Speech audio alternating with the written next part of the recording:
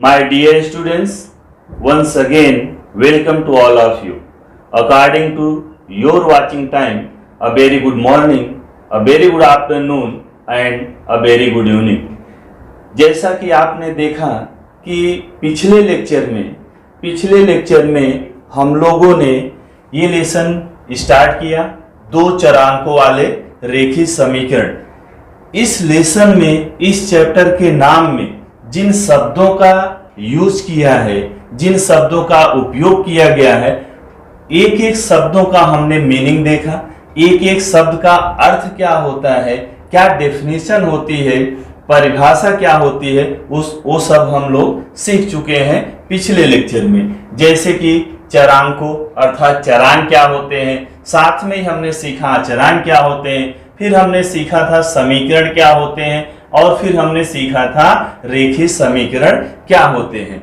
उसके बाद हमने एक और चीज बताया कि इसी लेसन को, इसी सेम टू सेम लेसन को हम लोग कक्षा 9वीं में भी पढ़े हैं और अब 10वीं में भी पढ़ रहे हैं। तो कक्षा 9वीं में क्या पढ़े और 10वीं में क्या पढ़ेंगे, तो जैसा कि आप जानते हैं कक्षा 9वीं में हम लोगों ने ये जो दो चरांक वाले रेखीय समीकरण है जिसको युगपत समीकरण भी कहते हैं, तो युगपत समीकरण को हल करने की हमने बताया था कि कुल मिला के 4 विधियां होती है।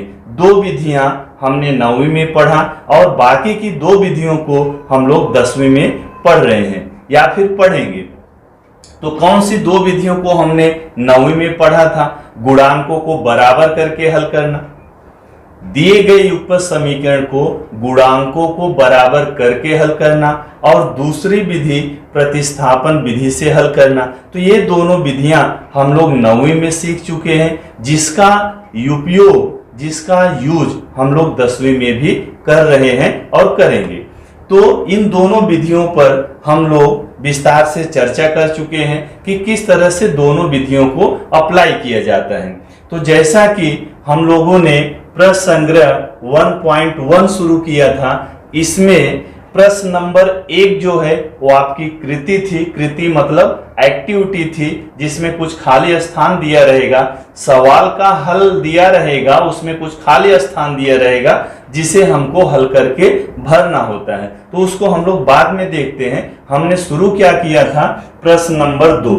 प्रश्न नंबर 2 हमने शुरू किया था और इसके हम लोगों ने कुल 4 उप प्रश्न कर चुके हैं और 4 उप प्रश्नों में हमने पहली विधि और दूसरी विधि का उपयोग किया है और मुझे उम्मीद है कि दोनों विधियां आप लोगों को अच्छे से समझ में आ गई होगी। ये जो प्रश्न संग्रह 1.1 है, इसमें लिखा है निम्नलिखित युगपत समीकरणों को हल कीजिए। तो हल कीजिए, किसी भी विधि से आप हल कीजिए। बाकी की जो 2 विधियां हैं, कौन कौन सी बाकी 2 विधियां हैं? आलेख विधि से कैसे हल करेंगे, क्रैमर के नियम से कैसे हल करेंगे, इसको हम लोग इस प्रश्न संग्रह के बाद सीखेंगे। तो इसमें हम लोग जरा आगे बढ़ते हैं और देखते हैं कि हमारा 5वां उप प्रश्न क्या है। तो ये देखिए, ये है आपका 5वां उप प्रश्न। 5वां उप प्रश्न क्या है? 5x धन 2y बराबर -3। इसको मान लिया हमने समीकरण 1 और x प्लस 5y बराबर 4 और इसको हमने मान लिया समीकरण नंबर 2। इस तरह से 2 समीकरण दिया है। अब हमको किसी खास विधि पर बहुत विशेष ध्यान देने की जरूरत नहीं है। मुझे विश्वास है आपको दोनों विधियां अच्छे से समझ में आई होगी। और लिखा है कि निम्नलिखित युगपत समीकरण को हल कीजिए। तो आप किसी भी विधि को आप यूज कर सकते हैं, जिसमें आप ज्यादा कंफर्टेबल हो वही विधि का यूज कीजिए। तो मैं कहना चाहूंगा आप ज्यादा से ज्यादा यूज कीजिए गुणांकों को बराबर करके हल करना। अदरवाइज अगर आप दूसरी विधि प्रतिस्थापन विधि में ज्यादा कंफर्टेबल हैं, वो भी यूज कर सकते हैं, कोई दिक्कत नहीं है, कोई परेशानी नहीं है। तो आइए हम लोग इसको पहली विधि जो हमारी गुणांकों को बराबर करके हल करना था उसी से करते हैं। और उसमें आपको मालूम है कि हम लोग गुणांकों को चेक करते हैं और गुणांक अगर बराबर नहीं है तो किसी एक का गुणांक बराबर कर लेते हैं। तो यहां देखते हैं समीकरण 1, यक्स का गुणांक क्या है? 5 है। यक्स का गुणांक यहाँ पर क्या है 1 है, y का गुणांक 2 है और यहाँ पर समीकरण 2 में y का गुणांक 5 है। मतलब न तो यक्स का गुणांक बराबर है और न तो y का गुणांक बराबर है। जब किसी का गुणांक बराबर नहीं है तो किसी एक का गुणांक बराबर कर लो। अब आपकी मर्जी, चाहे x का गुणांक बराबर करो चाहे y का गुणांक बराबर करो, जो गुणांक बराबर करना आपको इजी लगता है। अगर आपको इजी लगता है कि x का गुणांक बराबर करना इजी है तो x का गुणांक बराबर कर लो। यदि आपको लगता है कि y का गुणांक बराबर करना इजी है तो आप y का गुणांक बराबर कर सकते हैं। फिलहाल इस क्वेश्चन में हम देखते हैं, यहां पर समीकरण 2 में x का गुणांक क्या है 1। अगर यहां 5 हो जाता तो x का गुणांक बराबर हो जाता, अर्थात यदि हम समीकरण 2 में 5 से गुणा कर दें तो x का गुणांक बराबर हो जाएगा। अच्छा, अगर हम y का गुणांक बराबर करना चाहें तो क्या कर सकते हैं, यहां देखो 5 है, यहां देखो 2 है, तो आपको क्या करना होगा, इस 2 से इस समीकरण में गुणा करेंगे और इस 5 से समीकरण 1 में गुणा करेंगे। तो मुझे लगता है कि 2 बार हमको गुणा करना है, समीकरण 1 में भी गुणा करना होगा, समीकरण 2 में भी गुणा करना होगा। कब? जब हम y का गुणांक बराबर कर रहे होंगे। फिलहाल हम किसका गुणांक बराबर कर रहे हैं, x का गुणांक बराबर कर रहे हैं। x का गुणांक बराबर करने में थोड़ा काम कम करना पड़ेगा, तो हम लोग इसमें क्या कर रहे हैं, समीकरण 2 को किससे गुणा करने पर, 5 से गुणा करने पर। समीकरण 2 आपका ये है, इसमें हम किससे गुणा कर रहे हैं, 5 से। और हमने बताया था कि यहां से लेकर यहां तक दोनों पक्षों को मिलाकर समीकरण बनता है। कौन से दो पक्ष, बायां पक्ष और दायां पक्ष। तो आइए 5 से गुणा कर देते हैं। यहां पर कितना आ गया, 5 1 के 5x, यहां 5 5 कितना हो गया 25y, यहां पर 5 चौक 20। तो ये आपको नया समीकरण मिल गया और इस नए समीकरण का नाम हमने रखा समीकरण नंबर 3। अब देखते हैं हम लोग समीकरण 1 और 5। अब जरा ध्यान से देखिए तो आप पाएंगे x का गुणांक बराबर हो चुका है।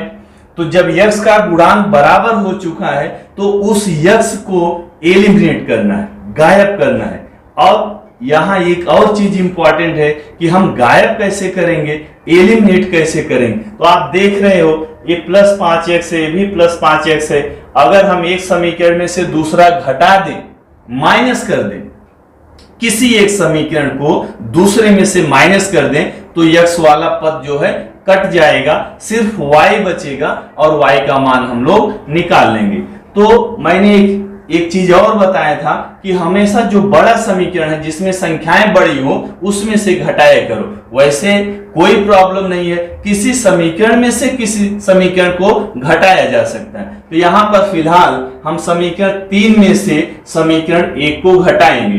तो यहां पर आपको लिखना है, जो आप कर रहे हो वो आपको लिखना है, समीकरण 3 में से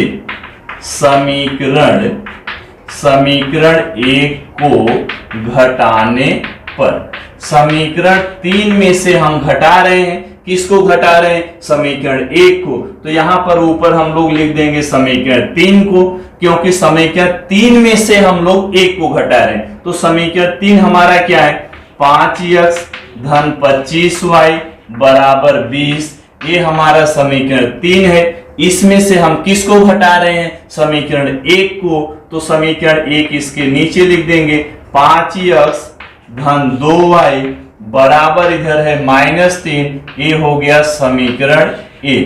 अब जब हम घटाते हैं, और आपको मालूम है जब हम घटाते हैं तो घटाते समय चिन्ह बदल जाता है। तो यहाँ प्लस 5x है, ये हो गया माइनस, यहाँ प्लस है तो इसका चिन्ह बदल गया माइनस, ये माइनस है तो ये हो गया प्लस। अब देखते हैं, घटाते हैं, 5x माइनस 5x मतलब क्या आएगा, 0 मतलब ये इससे कैंसिल हो गया। अब यहाँ 25y, अब ए वाला चिन्ह नहीं लेना है, प्लस नहीं लेना है, जो हमने चेंज किया है क्या चेंज किया है, माइनस, तो -2y, मतलब 25y में से माइनस करना है क्या, 2y को माइनस करना है, तो यहां पर बचेगा 23y। अब यहां ध्यान से देखिए 20 धन, अभी ये धन लेंगे प्लस लेंगे, 20 धन 3 बराबर हो गया 23। जैसा कि अब आपको दिख रहा होगा ये एक चरांक वाला रेखीय समीकरण मिल गया। अब यहां से हम लोग बहुत आराम से y का मान निकाल सकते हैं। 23, ये देखो 23 गुणे y है, तो जब इस 23 को इधर करेंगे तो बटे हो जाएगा, मतलब भाग लग जाएगा, 23 एकम 23, तो y का मान मिल गया हमको, y बराबर मिल गया 1। जब किसी एक चर का मान हमको प्राप्त हो जाता है तो दूसरे चर का मान कैसे निकालते हैं, वही मेथड अप्लाई करना। y का मान समीकरण 1 या समीकरण 2 में रखने पर किसी में रख दो, जिसमें आप रखो, जिसमें संख्याएं छोटी हो उसमें रखो, तो कैलकुलेशन कम करना पड़ेगा। तो आइए देखते हैं किस में हमको रखना चाहिए। चलिए समीकरण किस में रख दूं, दोनों सही है तो समीकरण 2 में रख देते हैं हम लोग।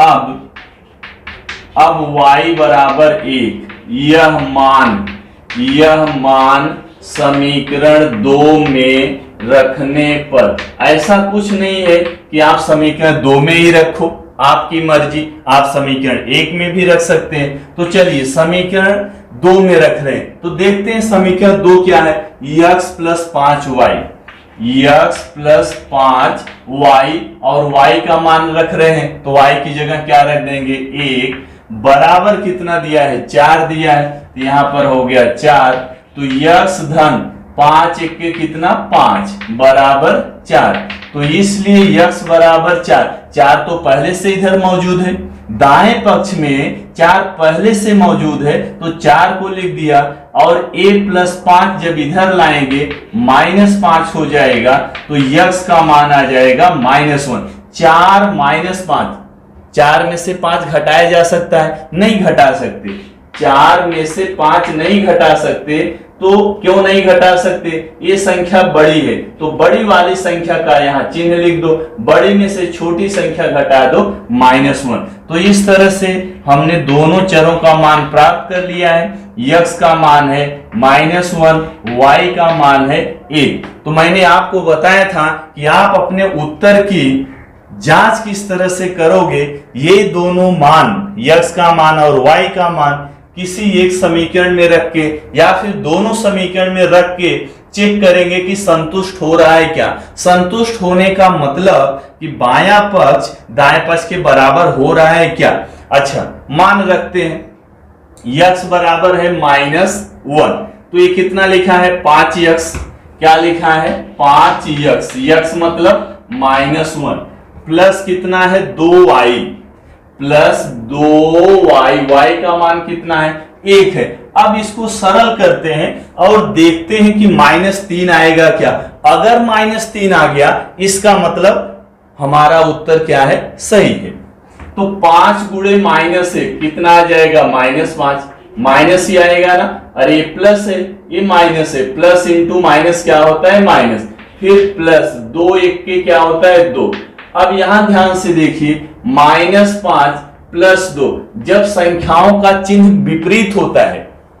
अब यहां ऐसा मत करना कि plus into minus, minus into, गुणा नहीं कर रहे हैं हम लोग, इसको क्या कर रहे हैं सरल कर रहे हैं। सरल मतलब क्या होता है, या तो जोड़ रहे हैं या तो घटा रहे हैं। तो जब ऐसा हम लोग कर रहे होते हैं तो यदि संख्याओं का चिन्ह विपरीत होता है, विपरीत मतलब एक संख्या प्लस में दूसरी संख्या माइनस में, तो हम लोग बड़ी संख्या का चिन्ह लिखते हैं। बड़ी संख्या क्या है 5, इसका चिन्ह क्या है माइनस, 5 में से 2 घटा दो कितना -3। तो आप देख रहे हैं कि ये दोनों मान x और y के मान इस समीकरण को संतुष्ट कर रहे हैं। इसी तरह यदि आप चाहें तो समीकरण 2 में भी रख के चेक कर सकते हैं, इसको भी संतुष्ट करेगा, अर्थात हमारा आंसर क्या है सही है।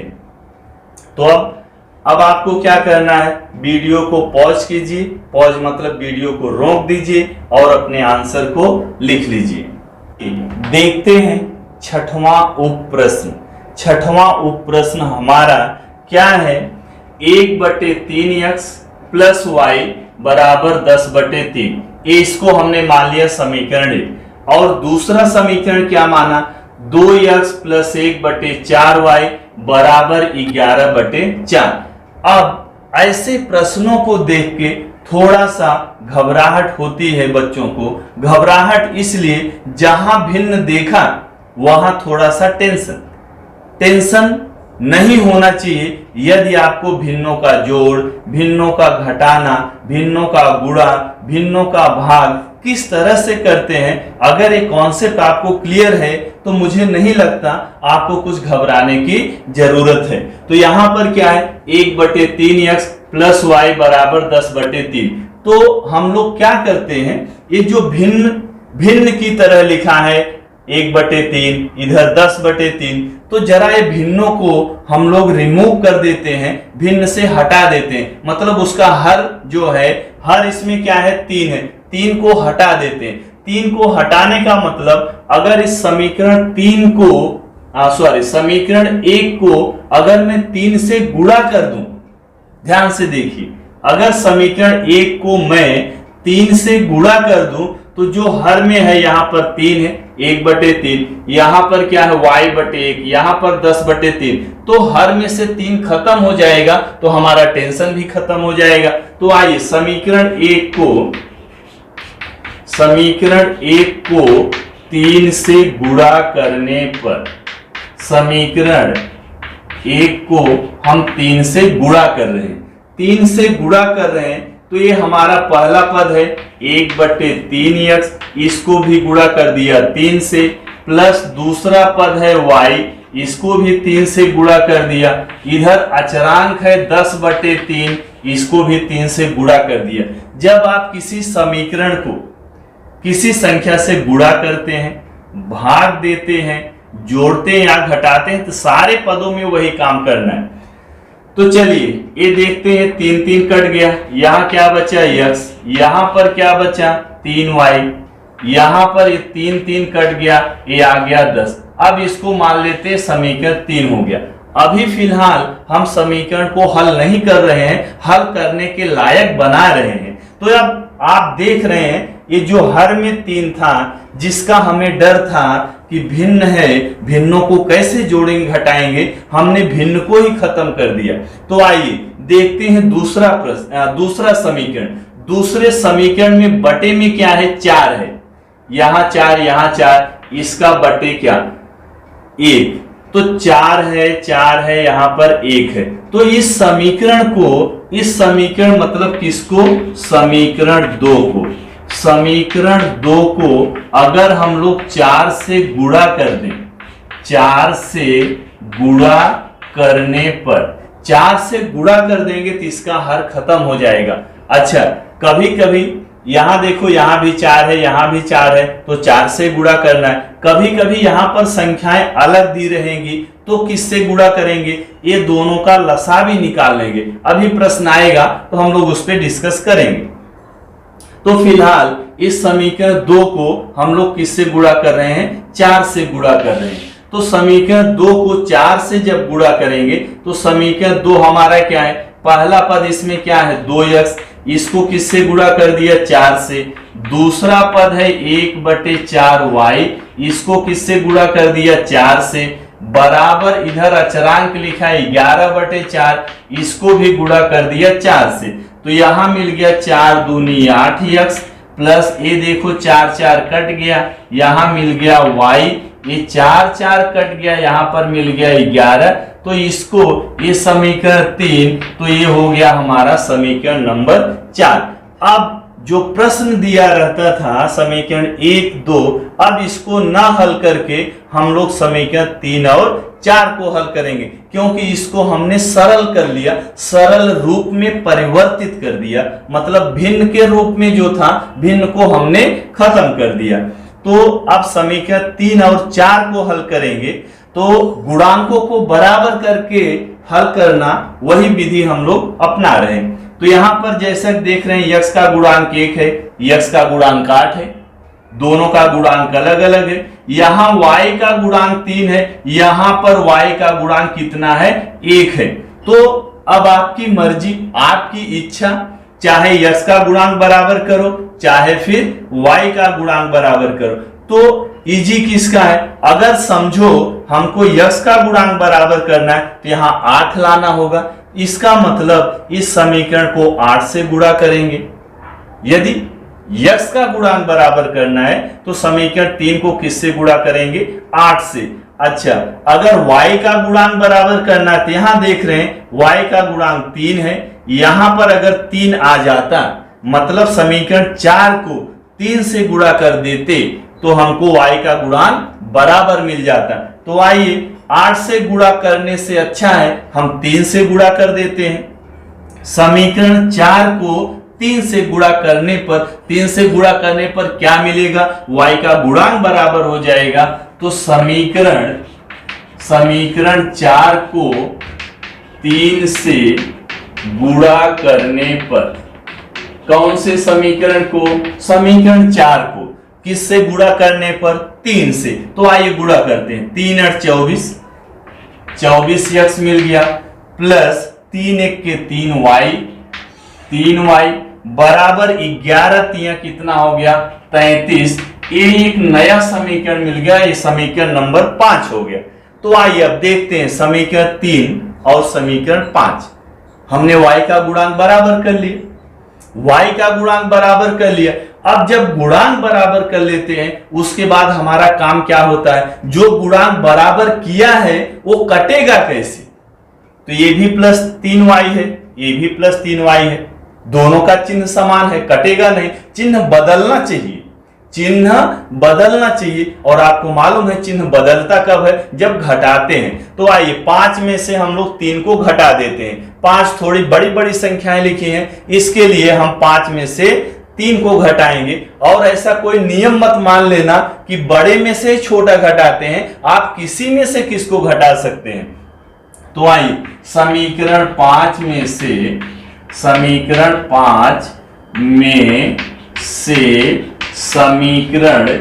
3 को घटाने पर, तो समीकरण 5 में से 3 को घटा रहे हैं मतलब 5 को ऊपर लिखेंगे, 3 को नीचे लिखेंगे। तो समीकरण 5 क्या है? यही समीकरण 5 है, 24x प्लस 3y बराबर 33। ये हमारा समीकरण 5 है। अब घटा किसको रहे हो? समीकरण 3 को, तो उसके नीचे समीकरण 3 लिखेंगे। x प्लस 3y बराबर कितना है? 10 लिखा है, बराबर 10 हो गया। और मालूम ये कौन सा समीकरण है? 3। घटा रहे हैं तो चिन्ह बदलेगा, ये प्लस है तो क्या हो गया? माइनस, ये प्लस है तो क्या हुआ? माइनस, ये प्लस है तो क्या हुआ? माइनस। चलिए 24x में से 1x निकाल दो, कितना? 23x। 3y माइनस 3y घटाएंगे तो 0 मतलब कट गया, बराबर 33 में से 10 निकाल दिया 23। तो अब आप देख रहे हैं 23x बराबर 23, एक चर वाला समीकरण, इसलिए यहां से x बराबर 23, इस वाले 23 को यहां ले जाएंगे तो हो जाएगा बटे, भाग लग जाएगा क्योंकि इधर गुणा है। 23 1 हो गया 23, तो x बराबर आ गया 1। जब आपको एक चर का मान मिल जाता है तो दूसरे चर का मान, यही मान किसी एक समीकरण में रखेंगे। तो समीकरण जिसमें भी आपको रखना है, 1 में रखो, 2 में रखो, 3 में रखो, 4 में रखो, 5 में रखो, आपके पास 5 ऑप्शन है। तो मुझे लगता है कि समीकरण 3 में रखना इजी पड़ेगा, तो हम लोग समीकरण 3 में रख रहे हैं। तो x का मान अब x बराबर 1, यह मान समीकरण 3 में रखने पर, तो आइए समीकरण 3 में रख देते हैं। तो देखते हैं समीकरण 3 क्या है? x plus 3y, x plus 3y, x का मान प्लस 3y बराबर कितना? 10। तो यहां से 3y बराबर 10, a प्लस 1 इधर ले जाएंगे, -1 हो गया। तो आइए मैं यहां पर लिख रहा हूं, ये 3y बराबर 10 माइनस 1 कितना? 9। तो कितना मिल गया? यहां लिखेंगे, इसलिए 3y बराबर कितना? 9। इसलिए y बराबर 9 और ये 3 को इधर लाएंगे तो भाग लग जाएगा, 3 त्रिका 9, y बराबर क्या मिल गया, 3 मिल गया। तो अपना हम लोग आंसर लिख देंगे। आंसर क्या लिखेंगे, x का मान कितना मिला है, 1 मिला है, y का मान कितना मिला है, 3। ये हमारा हो गया आंसर। अब आंसर मतलब उत्तर की जांच कैसे करते हैं, उन्हीं मानों को किसी एक समीकरण में रख देते हैं और जब मान रखते हैं और मान संतुष्ट कर दिया, इसका मतलब हमारा उत्तर सही है। तो चलिए वीडियो को पॉज कीजिए और सॉल्यूशन को लिख लीजिए। आइए इसी प्रश्न को जो अभी अभी हमने हल किया, कैसे हल किया, जो उसमें भिन्न था हमने पहले भिन्नों को हटा दिया।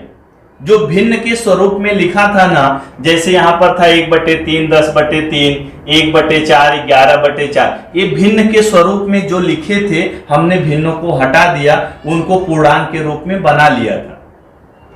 मुझे लगा भिन्नों से आपको डर लगता है। मान लीजिए यदि आप भिन्नों से नहीं डरते हैं, भिन्नों का जोड़ना कैसे है, भिन्नों को घटाना कैसे है, भिन्नों का गुणा कैसे करते हैं, भिन्नों का भाग कैसे देते हैं, अगर इन सब चीजों से आप नहीं डरते हो तो एक दूसरे नियम से, दूसरी विधि से हम लोग कर सकते हैं बिना ये भिन्नों को बिना हटाए। तो देखिए जरा दूसरी विधि, हम लोग उसी का उपयोग कर रहे हैं, गुणांकों को बराबर करके हल करना, उसी विधि का उपयोग कर रहे हैं। अच्छा ध्यान से देखिए, यहां पर 1/3 है, यहां पर कितना है, 2 है, मतलब यहां पर x का गुणांक 1/3, यहां पर x का गुणांक 2, यहां पर y का गुणांक 1 है, यहां पर y का गुणांक क्या है, 1/4 है। अब हम किसी एक का गुणांक बराबर करेंगे, थोड़ा सा दिमाग लगाने की जरूरत है।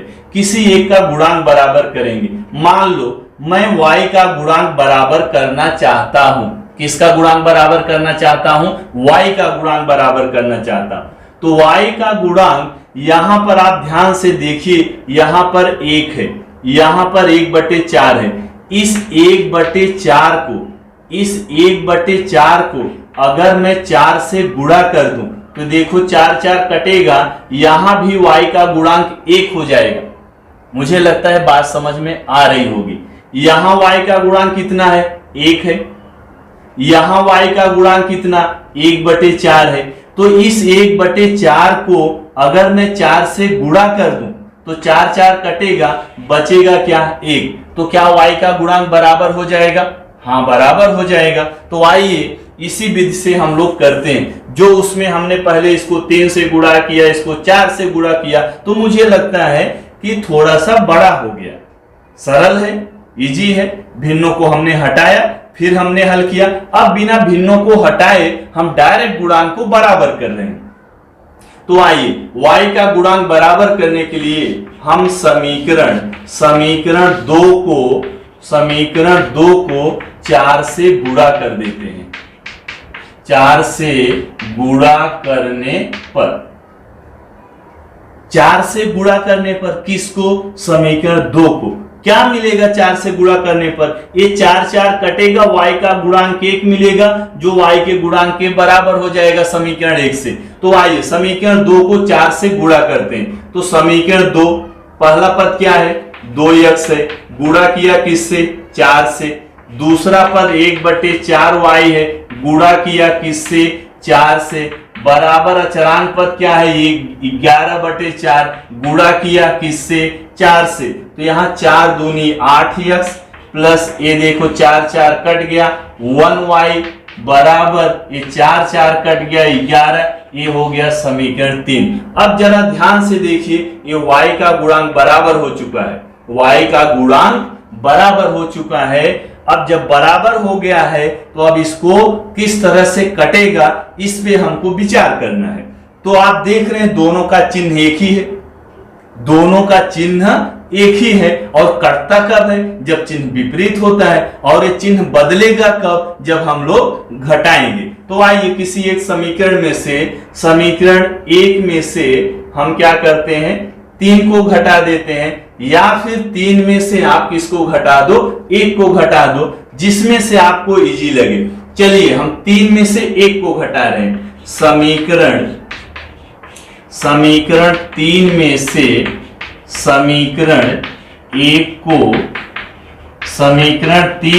समीकरण 1 को घटाने पर, तो चलिए घटाते हैं। समीकरण 3 में से, तो 3 को ऊपर लिखेंगे, 8x प्लस वाई बराबर 11, ये समीकरण 3 हो गया। 3 में से किसको घटा रहे हैं, समीकरण 1 को, तो समीकरण 1 यहां पर लिखेंगे 1/3x प्लस कितना 1y बराबर कितना है 11/3। ये समीकरण हमारा कौन सा है, समीकरण 1 ही है। चलिए घटाते हैं, तो यहां प्लस चिन्ह है, क्या होगा माइनस, a प्लस है क्या होगा माइनस, a प्लस है क्या होगा माइनस। अच्छा अब घटाते हैं, तो एक चीज आपको दिख रहा है y माइनस वाई, ये तो इससे कट जाएगा। 8x माइनस 1/3x कितना आ गया, 8x माइनस 1/3x, इधर बराबर क्या 11 माइनस 11/3। सॉरी यहां पर थोड़ा गलत लिख दिया। समीकरण 1 में ये जो है 10/3 है, तो यहां 11 माइनस क्या हो जाएगा 10/3। आइए इसको घटाते हैं। इधर देखिए 8x माइनस 1/3x कैसे घटाएंगे। अच्छा ये अगर ऐसे होता 2 माइनस 1/3 तो कैसे आप घटाते, 3 दूनी 6 माइनस 1/3, यही तो नियम है घटाने का। 3 दूनी 6 माइनस 1 पूरा बटे में 3 हो जाएगा। तो यही विधि का उपयोग हम लोग करते हैं। 3 8 24x कितना हो गया 24x, माइनस यहां कितना है 1x है, माइनस 1x। अभी पूरा बटे में क्या लिखेंगे 3 लिखेंगे। चलिए दाएं पक्ष में चलते हैं। 3 गुणे 11 मतलब 11 तिया कितना 33, माइनस क्या लिखूं यहां 10 लिख दूं, माइनस 10 बटे कितना हो गया 3 हो गया, बटे हो गया 3।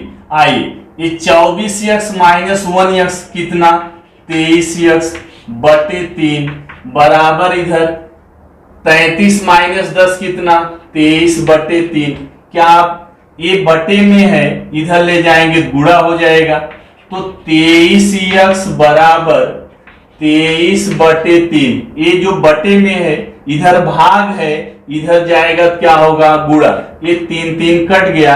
अब 23x बराबर कितना बचा 23, तो x बराबर 23 बटे कितना 23, 23 एक्के 23, x का मान कितना आ गया 1 आ गया। बाकी का दूसरे चर का मान बाकी वही अपनी पुरानी विधि। अब इस x का मान 1 किसी एक समीकरण में रख दो, तो किस समीकरण में रखेंगे, चाहे समीकरण 1 में रखो, चाहे समीकरण 2 में रखो, या फिर समीकरण 3 में रख दो, जिसमें आपको जमता है उसमें रख दो। चलिए 3 में रख देते हैं। अब x बराबर 1, यह मान समीकरण 3 में रखने पर, समीकरण 3 में रखने पर, तो आइए समीकरण 3 में रखते हैं। समीकरण 3 क्या है 8x plus Y, 8x x का मान 1 है प्लस y बराबर 11, यही है समीकरण 3। 8x की जगह देखो वहां पर 1 रखा है, प्लस y बराबर 11। अब ये 8 1 के कितना हो गया 8 प्लस y बराबर 11, इसलिए y बराबर 11, ये प्लस 8 इधर करेंगे माइनस 8, तो y का मान मिल गया 11 माइनस 8 बराबर 3। तो आप लास्ट लाइन में क्या लिखते हैं आंसर, x का मान कितना मिला है 1, y का मान कितना मिला है 3। तो दूसरी विधि अलग नहीं है, विधि तो वही है, गुणांकों को बराबर करके हल करना। यही विधि पहले भी यूज किया, अभी भी यूज किया, बस थोड़ा सा इधर हल करने में थोड़ा सा अंतर है। तो मुझे लगता है आपको दोनों विधियां बहुत अच्छी तरह से समझ में आ गई होंगी। तो वीडियो को पॉज करके आप सलूशन लिख लीजिए जिसमें आप ज्यादा कंफर्टेबल हैं। चाहे पहले जैसे पहले किया, अगर उस तरह से तो वैसे कीजिए, अगर ऐसे आपको अच्छा लग रहा है तो आप ऐसे करिए। चलिए सलूशन लिख लीजिए, फिर आगे हम लोग बढ़ते हैं। देखते हैं सातवां उप प्रश्न। सातवां उप प्रश्न क्या है? 99x प्लस 101y बराबर 499। ये समीकरण 1 है। समीकरण 2 क्या है? 101x प्लस 99y बराबर 501। इसको क्या मान लिया? समीकरण 2। अब समीकरण 1 और 2 को ध्यान से देखिए। पहले जो हम लोग कर रहे थे उससे थोड़ा सा अंतर है। इसमें अंतर क्या है? यहां आप देखिए x का गुणांक क्या है? 99।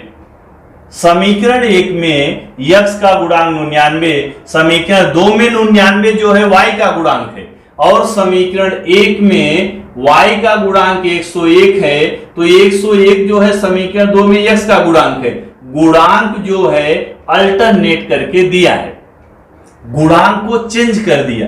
समीकरण 1 में x का गुणांक 99, y का गुणांक 101, 101 यहां कर दिया, 99 यहां कर दिया। जब कभी ऐसा रहे, ये चीज ध्यान रखना, जब कभी ऐसा रहे गुणांक को अल्टरनेट करके दिया रहे, एक बार वही गुणांक x का, दूसरे समीकरण में वही गुणांक y का, पहले समीकरण में जो y का गुणांक है ये गुणांक दूसरे समीकरण में x का गुणांक बन गया। जब ऐसा रहे तो दोनों समीकरण को एक बार आप जोड़ दीजिए, एक बार घटा दीजिए, तो आपको दो समीकरण छोटा छोटा मिलेगा और उसको हल करने में बहुत आसान रहेगा। तो चलिए इन दोनों समीकरण को एक बार हम लोग जोड़ेंगे, एक बार घटाएंगे। ऐसा कब करना है? जब गुणांक ऐसे अल्टरनेट करके दिया रहेगा। तो समीकरण 1 और 2 को जोड़ने पर, समीकरण 1 और समीकरण 2 को जोड़ने पर जोड़ देते हैं। 99x प्लस 101y बराबर 499, ये समीकरण 1 है। समीकरण 2 क्या है? 101x प्लस 99y बराबर 501, समीकरण 2। जोड़ रहे हैं दोनों को, दोनों समीकरण को हम क्या कर रहे हैं? जोड़ रहे हैं। और आप जानते हैं जोड़ते समय चिन्ह नहीं बदलता है। तो 99 और 101 जोड़ेंगे, कितना आ जाएगा?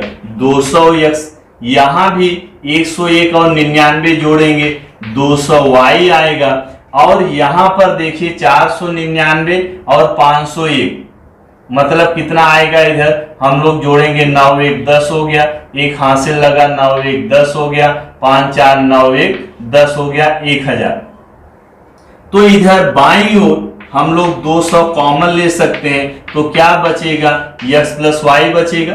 200 दोनों में से निकाल लिया, बराबर इधर कितना? 1000। तो यहां से x प्लस वाई बराबर 1000, एक गुणे 200 है, एक कोष्टक में इसका गुणा है, तो इधर करेंगे तो भाग लग जाएगा। 0 0 कट गया, 0 0 कट गया, 2 5 10 हो गया। तो हमको एक समीकरण यहां से मिला, x प्लस वाई बराबर 5, x प्लस वाई बराबर 5। इसको मान लिया समीकरण 3। अब आप देख सकते हैं कि बहुत ही छोटा समीकरण, छोटा कहने का मतलब कि गुणांकों में जो संख्याएं हैं बहुत छोटी है, यहाँ 1 है, यहाँ 1 है। तो इसी तरह से अब हम लोग एक बार घटाएंगे, समीकरण 1 में से 2 घटाएंगे, या आपकी मर्जी 2 में से 1 घटा दो। तो चलिए किस में से हम लोग घटा दें? तो मैंने बोला था जिसमें बड़ी संख्याएं हो उसमें से घटाना थोड़ा आसान होता है। तो बड़ी संख्याएं किस में है? समीकरण 2 में। तो हम लोग समीकरण 2 में से 1 को घटा रहे हैं। समीकरण 2 में से समीकरण 1 को घटाने पर, चलिए घटाते हैं। किस में से? 2 में से 1 को। तो पहले ऊपर किसको लिखेंगे? समीकरण 2 को। तो समीकरण 2 को क्या है? 101x प्लस 99x बराबर कितना है 501। ये है समीकरण 2 और समीकरण 1 क्या है 99x प्लस यहां पर y है। समीकरण 1 99x प्लस 101y बराबर 499, ये समीकरण 1 है। तो चलिए घटाते हैं, और घटाना जब घटाते हैं तो चिन्ह बदलता है। तो यहां पर क्या है प्लस है, क्या हुआ माइनस, प्लस है तो माइनस, प्लस है तो माइनस। आइए घटा कर देखते हैं। 101x में से 99x माइनस कर दिया तो बचा कितना, अरे 2x। सिंपल। 101x में से 99x निकाल लिया, 2x बचा। अब यहां पर देखो 99y माइनस 101y, तो 99y में से 101y घटेगा नहीं। ये जो घटा रहे हैं संख्या बड़ी हो गई। जब छोटी में से बड़ी संख्या घटाते हैं तो पहले हम लोग लिख देते हैं माइनस। बड़ी छोटी में से बड़ी संख्या घटाते हैं पहले क्या लिख देते हैं माइनस। मतलब दोनों संख्याओं का विपरीत चिन्ह है तो चिन्ह किसका, बड़ी संख्या का। और बड़ी संख्या में छोटी संख्या घटाते हैं तो कितना आ जाएगा 2y। तो यहां आ गया -2y बराबर 501 में से 499 घटा दिया तो कितना बच रहा है 2 बच रहा है। तो जैसा कि अब आप देख रहे हैं इधर बाएं पक्ष में हम लोग 2 कॉमन ले सकते हैं तो क्या बचेगा x माइनस वाई। कॉमन समझते हैं क्या, कॉमन किस तरह से लेते हैं, जो हम लोग कॉमन ले रहे होते हैं ना उसी से भाग देते चले जाते हैं, जो बचता है उसको कोष्टक में लिखते हैं। तो कॉमन क्या लिया 2, पहला पद क्या है 2x, 2x को 2 से भाग दे दो, जो कॉमन निकाला उसी से भाग देना है। 2 कट गया, क्या बचा x। यहां पर कितना है -2y बटे कितना 2 कट गया, कितना बचा -y बराबर कितना 2। अब इस 2 को बराबर के उधर कर देते हैं, x माइनस वाई बराबर 2। ये गुणे है, इधर आ गया भाग लग गया, 2 1 के 2, तो x माइनस वाई बराबर कितना 1। ये हो गया समीकरण 4। तो अब आप ध्यान से देखिए ये जो समीकरण 3 और समीकरण 4 है कितना छोटा छोटा समीकरण है। अब इसको हम लोग बहुत ही आसानी से हल कर सकते हैं। तो अब एक बार आप इस सॉल्यूशन को लिख लीजिए, फिर मैं इधर रफ करूंगा, इधर से फिर से स्टार्ट करेंगे। वीडियो को पॉज करके सॉल्यूशन पूरा लिखना, फिर मैं यहां से स्टार्ट कर रहा हूं।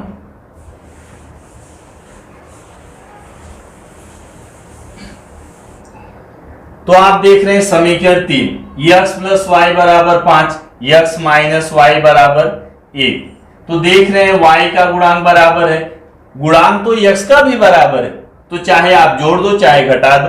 अगर हम लोग जोड़ेंगे तो चिन्ह नहीं बदलेगा, और जब चिन्ह नहीं बदलेगा प्लस वाई माइनस वाई से कट जाएगा, x का मान मिल जाएगा। तो आइए समीकरण 3 और 4 को जोड़ते हैं। समीकरण 3 और समीकरण 4 को जोड़ने पर, तो समीकरण 3 क्या है हमारा x प्लस वाई बराबर 5, ये समीकरण 3 है। समीकरण 4 है x माइनस वाई बराबर 1, ये समीकरण 4 है।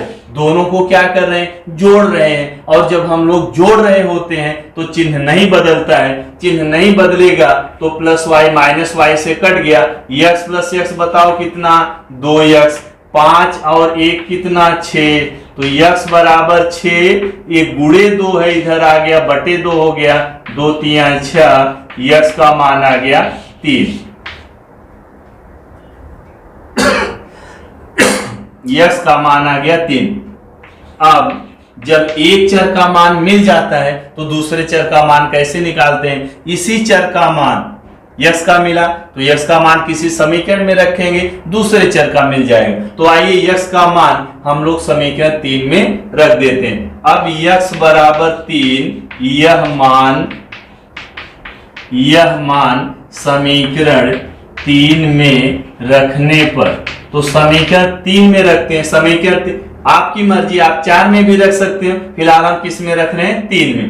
तो x प्लस वाई, x का मान है 3, 3 प्लस वाई बराबर कितना है 5। तो y बराबर कितना 5, ये 3 इधर आए -3, y बराबर कितना हो गया 5 माइनस 3 कितना 2।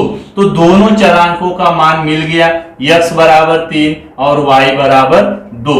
तो अब आप आंसर लिख देंगे x बराबर 3 और y बराबर 2। वीडियो को पॉज कीजिए और सॉल्यूशन को लिख लीजिए। तो आइए देखते हैं इसका क्वेश्चन नंबर 2, प्रश्न नंबर 2 का आखिरी सब क्वेश्चन 8वां है। और 8वां सब क्वेश्चन क्या है आप यहां पर देख पा रहे हो, 49x माइनस 57y बराबर 172। ये समीकरण 1 हो गया। और दूसरा समीकरण है 57x माइनस 49y बराबर 252। तो आप इस प्रश्न को लिख लीजिए, मुझे नहीं लगता बताने की जरूरत है, आप इसको कर सकते हो कि किसी एक विधि से कर डालो इसको, चाहे तो गुणांकों को बराबर करके हल कर लीजिए या फिर प्रतिस्थापन विधि से, जिसमें आप ज्यादा कंफर्टेबल हो। कम से कम एक प्रश्न आप खुद से करिए। तो ये प्रश्न आपके लिए होमवर्क है, आप ट्राई कीजिए इसको और मुझे विश्वास है आप कर लोगे। तो आइए अब देखते हैं जो पहले प्रश्न की बात कर रहा था मैं, जो पहला प्रश्न आपको बता रहा था एक्टिविटी टाइप प्रश्न है। और 10th में अभी ऐसा पोर्शन है, ऐसा पेपर पैटर्न है, उसमें आपको कृतियां भी आती हैं। तो कृतियां बहुत आसान होती हैं। समझो सवाल को उसने आधा से ज्यादा हल कर दिया होता है, बीच बीच में थोड़ा सा खाली स्थान रहता है, वही हमको भरना होता है। तो आइए देखिए पहला प्रश्न, ये आपका दिख रहा है पहला प्रश्न। जैसा कि आप देख रहे हैं इस पहले प्रश्न में कुछ बॉक्स जो हैं वो खाली हैं, कुछ बॉक्स ऐसे बनाया है, हल करके हमको भरना है। हल करना है मतलब इस सॉल्यूशन को, ये जो हल दिया है ना, इसको एज इट इज लिखना है, कुछ आपको एक्स्ट्रा नहीं लिखना है। सिर्फ आपको बॉक्स में कौन सी संख्या आएगी, क्या भरना है, सिर्फ हमको वही भरना है। हल करना है तो कहीं रफ पे हल करके हम लोग भर लेंगे। और पूरे प्रश्न को जैसे कि हल पूरा लिखा है ऐसे ही आपको लिखना है, ऐसे ही लिखना है, कुछ भी एक भी लाइन नहीं छोड़ना है, पूरे प्रश्न को लिखना है और खाली स्थान को भरना है। और वो बॉक्स जो है एज इट इज बनाना है, बॉक्स जैसे बना है ना, बॉक्स वैसे ही बना होना चाहिए और उसमें संख्याएं आपको भरना है। तो जैसा कि आप देख रहे हैं लिखा है निम्न कृति पूर्ण करके युगपत समीकरण हल कीजिए। पहला समीकरण क्या लिखा है 5x धन 3y बराबर 9, ये पहला समीकरण हो गया। दूसरा समीकरण है 2x माइनस 3y बराबर 12, ये समीकरण 2 है। उसके नीचे देखिए क्या लिखा है, समीकरण 1 तथा समीकरण 2 को जोड़ने पर। तो समीकरण को जब जोड़ रहा है तो ये देखिए जो पहला बॉक्स है इसमें क्या आ जाएगा 5x धन 2x कितना आ जाएगा 7। यहां पर x लिखा है, सिर्फ मैं आपको समझा रहा हूं कि बॉक्स को कैसे भरना है। और जब आप आंसर लिखोगे, जब एग्जाम में लिखोगे तो पूरा आप लिखेंगे, जितना दिया है ना पूरा आप लिखोगे। तो यहां पर क्या आ जाएगा 7x, ये 3y माइनस 3y देखो ये कट जाएगा, बराबर इधर लिखा है बॉक्स में क्या लिखना है 9 और 12 कितना हो जाएगा 21 हो जाएगा। इसके बाद लिखा है x बराबर, ऐसे बॉक्स बना है तो ऐसे बॉक्स बना है तो ये 21 हो गया, ये 7 इधर जाएगा बटे 7 हो जाएगा। तो इधर देखो लिखा है x बराबर, तो ये कट जाएगा 7 तरीके का, यहाँ पर कितना आ जाएगा 3 आ जाएगा। ये हो गया x का मान। और देखो वो लाइन खींचा है, लाइन के उस पार में क्या लिखा x बराबर 3 समीकरण 1 में रखने पर, समीकरण 1 में रखने पर। तो समीकरण 1, अब मैं इसको रफ कर दे रहा हूं, मुझे ये समझ में आ गया कि आपको आइडिया मिल गया किस तरह से लिखना है। तो x बराबर 3 समीकरण 1 में रखने पर, तो 5 गुणे समीकरण 1 देख रहे हैं 5x है और x का मान कितना मिला है, x का मान 3 मिला है। तो यहां पर इस बॉक्स में क्या आ जाएगा 3 आ जाएगा। प्लस क्या लिखा है 3y बराबर क्या है 9 है। तो यहां पर 5 तिहाई हो गया 15, 5 तिहाई 15 प्लस कितना, अच्छा इसके बाद 5 गुणे 3 ये बॉक्स लिखा है प्लस 3y बराबर 9। इसके बाद देखो डायरेक्ट स्टेप लिखा है 3y बराबर 9 माइनस ये बॉक्स किया है ना, तो ये 5 तिहाई 15 हो गया, ये 15 को इधर करोगे तो यहां बॉक्स में आ जाएगा 15। फिर लिखा है 3y बराबर कितना 9 माइनस 15 कितना हो जाएगा -6 हो जाएगा, ये बॉक्स में आ गया। फिर इसके बाद लिखा है y बराबर, यहां पर बॉक्स बना है -3, तो ये बॉक्स में क्या आएगा -6, ये 3 इधर भाग लग गया तो 3, इसको जब हम लोग कट करेंगे तो यहां पर कितना आ जाएगा -2, तो y का मान आ गया कितना, यहां बॉक्स में क्या लिखना है -2 लिखना है। अब देखो नीचे लिखा है समीकरण का हल, समीकरण का हल ऐसे लिखा है, मैंने आपको बताया था कि जब भी कृतियां देगा तो उसका हल कुछ इस तरह से लिखना है। तो यहां देखो 2 बॉक्स बनाया है, तो पहले बॉक्स में x का मान, पहले बॉक्स में किसका x का मान, दूसरे बॉक्स में किसका y का मान लिखेंगे। तो y का मान कितना है -2, x का मान कितना आया है 3। तो इस तरह से कृतियां पूर्ण करना। अब ऐसा नहीं, हमने तो आपको एक आइडिया बताया कि किस तरह से लिखना है, आपको एक्स्ट्रा स्टेप नहीं लिखना, जो पूरा दिख रहा है ना पूरा आपको डिक्टो लिखना है। एक्स्ट्रा क्या लिखना है, जो बॉक्स बना है उसमें क्या आएगा वो और आपको उसमें जोड़ देना है। तो इस तरह से हमारा प्रश्न संग्रह 1.1 आज पूरा हो जाता है। इसके बाद हम लोग नेक्स्ट लेक्चर में ये डिस्कस करेंगे कि युगपत समीकरण को और जो बाकी की हमारी 2 विधियां बच रही हैं, कौन कौन सी 2 विधियां बच रही हैं, आलेख विधि से कैसे हल करेंगे और क्रैमर का नियम कैसे लगाएंगे, तो हम लोग अगले लेक्चर में उस पर डिस्कस करेंगे। Thank you.